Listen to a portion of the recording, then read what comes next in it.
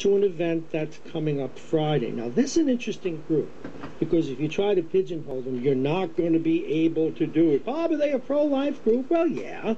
But are they a feminist group? Yeah, they're a feminist group too, and they care a lot about the suffragettes and people getting the right to vote. And the event is called the Women's Equality Day Reformed. It's taking place Friday, August 10th in White Plains. It's at 12 noon sharp. Light refreshments. A lot of people are going to be there. The Honorable Gordon Burroughs, the Honorable Sheila Marquardt, Michael Smith, John Tester, again, some folks from the County Board of Legislators. With us to talk about Women's Equality Day Reformed is Judith Anderson. Good morning. Good morning, Bob. Good to talk with you again. Oh, it's always good to have you on. Tell us about this event. Well, this is our 11th annual celebration and award ceremony that looks to celebrate the ratification of the 19th Amendment on August 26, 1920. Women received the right to vote. Yes, and now you probably knew this, and I didn't know it until I was preparing to give a speech at a League of Women Voters. A lot of that stuff began right here in Westchester. Oh, I didn't know that. Yeah, the woman that founded the League of Women Voters was a New Rochellian. Oh, very interesting, very interesting. Well, it's going to be a wonderful ceremony this year. Again, we have as our wonderful honoree a Bronxville native, I don't know native, but resident, Dr. Candace Russy. Yes. And she is a remarkable woman who had served for President Bush in the Air Force Academy, Visitors Bureau, and she had SUNY involvement. She was a member of the Board of Trustees of the State University of New York from 1995 to 2007. She's a prolific author, a scholar, and we're honored that she's accepted the Mott Stanton Anthony Award this year. Now, the keynote speaker is Susan Moga. Tell us about her. I know she works for the Department of Parks. Yes, Susan has been the manager for 13 years at the Westchester County Department of Parks, Recreation, and Conservation. And she's going to be speaking on what it means to be a woman in public service. It sounds like an interesting group. Now, I want to deal with an issue and get you to talk about it a little bit. One of the things I think that's remarkable about your group, and I think troubling in terms of how divided we've become. Now, your group is right up front, a pro-life. It's part of your what you care about.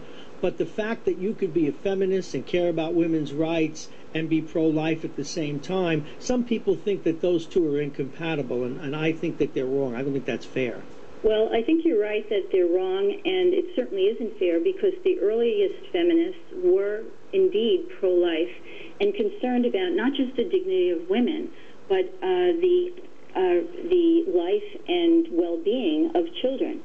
And Elizabeth Cady Stanton herself said, when we consider that women are treated as property, it is degrading to women that we should treat our children as property, to be disposed of as we see fit. So many of the earliest feminist voices were definitely there for women, but they certainly were there for their progeny as well. Judith Anderson is with us. We are talking about Women's Equality Day. It's coming up, the 11th annual celebration and award ceremony, Friday the 10th at the McCallion Building here in Westchester. The group, the Hudson Valley Coalition for Life. Did you see, now just to share with the audience who are saying, where's Bob on all this? Now, I am openly, I've talked about this before, I'm pro-choice with limits. For example, there was a law just recently re-ratified, if you will, or reasserted in Arizona, where they permit abortions up to 20 weeks. Mine actually is 12. I think if you can't make a decision in 3 months, by the time this unit of life is feeling pain and such, well, good God, why couldn't you? But that's me. But the reason I point that out is I think there's too much divisiveness over this issue and irreconcilable positions, whereas I think open discussion is very important. I respect very much what you do and what you care about. And I just wanted to point out that contrast, because people listen and they'll say, oh, so you're pro-life now. Well, no, I am pro what I just said. You got 3 months. Anyway. Well, I do think, I think we're at a point where we have to question when we say we're pro-choice. What are we pro-choice? What does that mean? Yes. And I think even locally in our New York State, you know, we just recently had a vote on a bill that would ban gender selection abortions. So in other words, if we say we're for abortions, then where is that leading us to as a community? And in this case, we had a so-called representative who was conservative, Nan Hayworth, vote against the ban. She was one of 7 votes against the ban. Now, this is a woman, supposedly a feminist woman, who is looking at where abortion has taken us to a place where, in a recent Wall Street Journal article, they talked about the 160 million, quote, missing women through abortion. And now through gender selection abortions, where across our world, abortion is specifically, and we know percentage-wise, targeted against women. Well, that's true. So you have women promoting abortion specifically targeted at young women in the womb.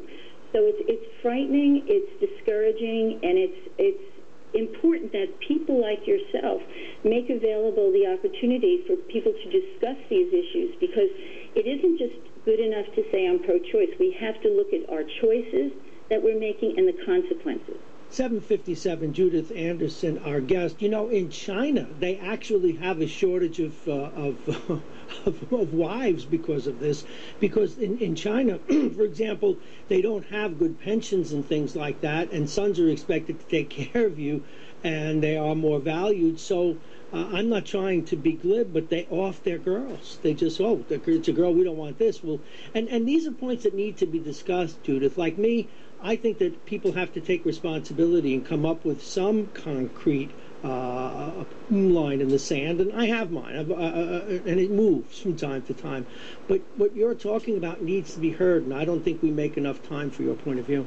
Well, we hopefully Friday we will again have an opportunity to express our joy in life. And again, I think I say that to you many times. You know, what do we celebrate?